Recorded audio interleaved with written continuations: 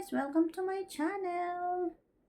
Burgess Vlog, isang OFW dito sa Singapore. Good morning everyone! Good morning! Dahil ngayon ay alas 7 na ngayon dito. At ito kakagising ko nga lang. Good morning, good afternoon, or good evening guys! Anong oras nyo man mapapanood ang aking video update na ito. So ngayon guys, ay kakagising ko nga at i-share ko lang sa inyo yung mga pinamili ko na naman kahapon dahil syempre kahapon ay nag-day off na naman tayo. Ayan. At Happy New Year nga pala sa aking mga YT friends dyan. Sa mga hindi ko naman friends sa YT, Happy New Year na rin. Dahil ngayon ay December 30 na ngayon. Yes, December 30 na ngayon guys. Kahapon linggo, 29, ayun, day off nga ako at namili ako ng, ano naman yung mga pinamili ko, ayan nga, nandito nga sa, ko, at nakapantulog pa ako guys. Ayan, nakapantulog pa ako at sabi ko, ibablog ko nga itong aking mga pinamili para may pang-update ako at meron na rin akong makikita ko ang aking mga pinamili in future. Ayan. So, wait lang guys ha.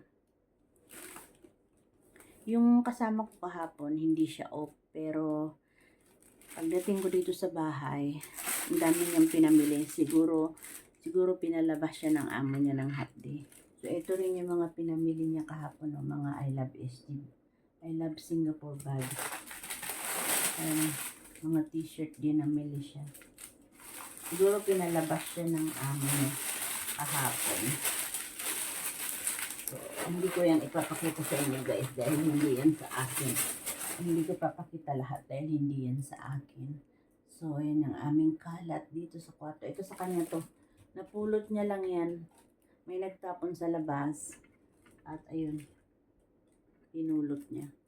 Ito ang sa akin. Wait lang guys ha. Ipoposition lang natin ang ito yung binili ko. Ito. Binili ako nito. Portable juicer. Portable juicer.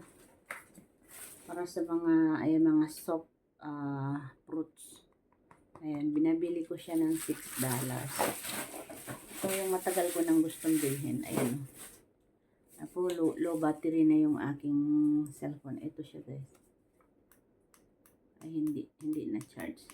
So, iaano ko ito. I-charge muna. May charge. Ito lang yung charger niya.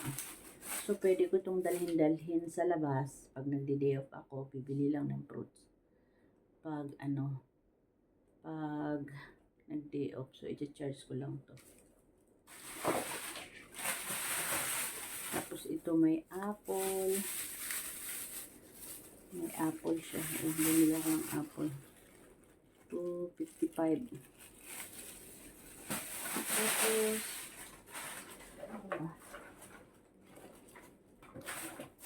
Tapos, ito. Bumili ako ng shampoo. Ito ay $7.90. Yan ang bango niya. Ang shampoo. Tapos yung tira kong muro kahapon. Tapos, bumili ako ng gatas. Ayan, magsasalad kasi ako. Macaroni salad. So, yun yung binili ko kahapon. Tadan! Wait lang, pang-profile natin. Pang-profile.